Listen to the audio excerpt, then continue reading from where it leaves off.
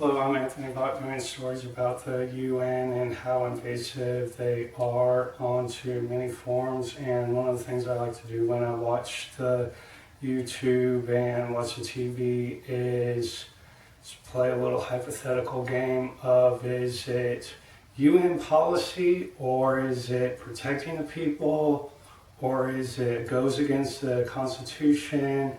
Is it American or UN policy?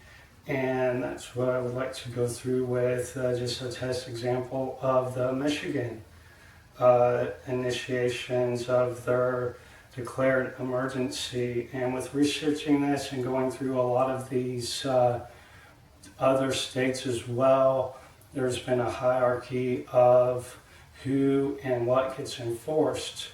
And this really makes a determination on how the rules apply to different people in different ways, and how they became more strict because it was a health and human services issue at first.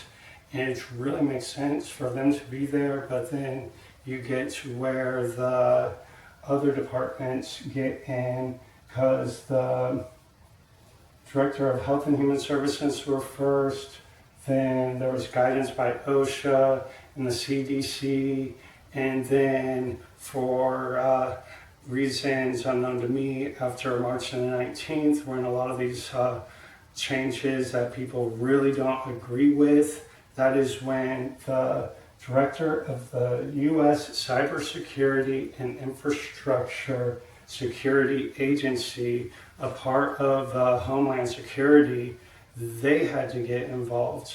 And that's when you've seen the huge changes to the stay-at-home rules that really didn't make much sense about how is this really protecting the health?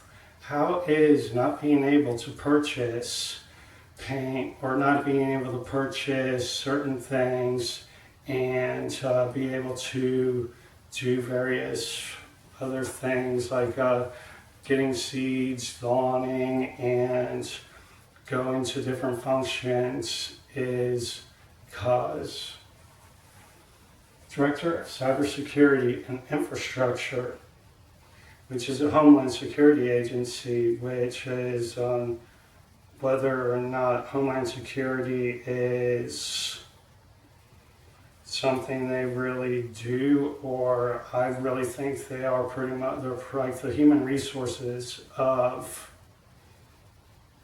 the government.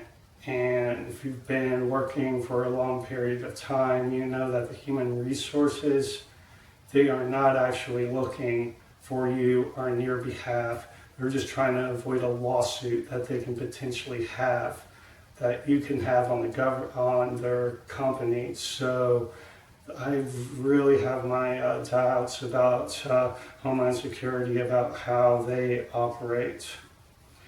And so to go back to whether it's UN policy or to protect the human health, the order must be construed broadly to prohibit in-person work that is not necessary to sustain or protect life. UN policy, 100%. They just want to sustain and protect life. That's all they say. They don't say which one, but they know which one. And if you're being negatively affected from, they don't need you. It's not essential to them. And to stay in your house and do the CDC, that could be rough. The social distancing, that can be rough. Being 6 feet apart from people, that's pretty much a health issue. That's helping health. And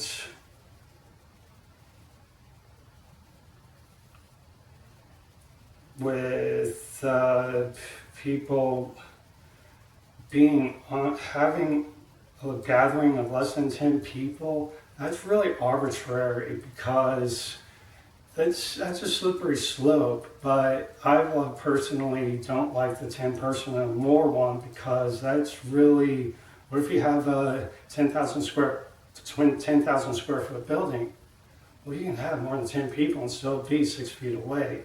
And the the OSHA comes up with ideas of how to get around that, but then the US cybersecurity came in and said 10 people, that's it, in a building, which is really arbitrary because that rule applies to certain groups and certain organizations. But if I went to my local Publix after everybody got their checks and I drove by there and was like, yeah, pass. I won't eat the best today, but you're not social distancing when there's hundreds of people in a store, but that's allowed.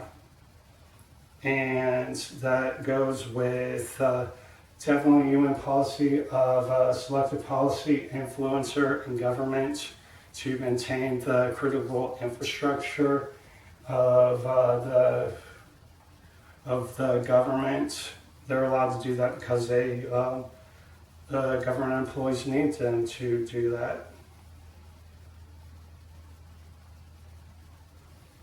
And another one with the exceptions about engaging in outdoor physical activity. And apparently, with what I've heard, they've taken out RVing and not RVing, but four-wheeling and triking and boats with an engine on it. Total UN policy to save the environment, and that's total UN policy because they're trying to get rid of all the combustible engines that they can to save the environment.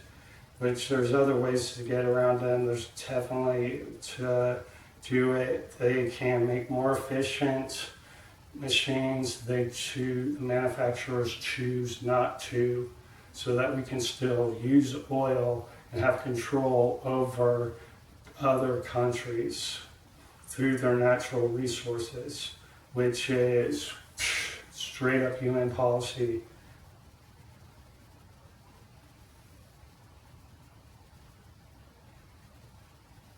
And I'm just reading through some more of these.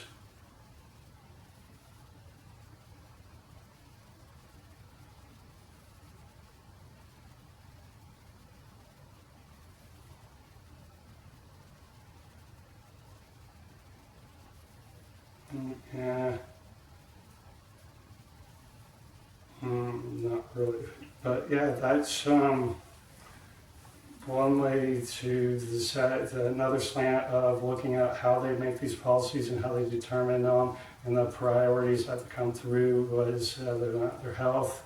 They have other motives and other alternatives to be able to sneak in what they want to do, because that is exactly what this group does.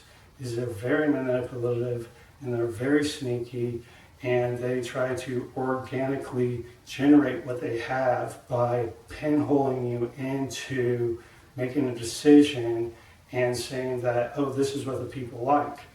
And one of the instances of this that's really frightening me is you'll see some videos about how all these, the Italy river is, or the canals in Italy is so much cleaner, there's dolphins back in there, and all of this stuff. You are supporting the elimination of people so that they can have that. And that's what it is. If you look at it, just look at it in just an abstract mind, all the people are gone. The world's doing great now. The environment's doing great now. There's other ways to go about it besides killing people. Don't run massive, humongous cruise ships in places they don't need to go. Don't have a whole bunch of people flying all around there. Restrict those, and you'll have a good environment where we can coexist with people. And that's about it for today. Thank you.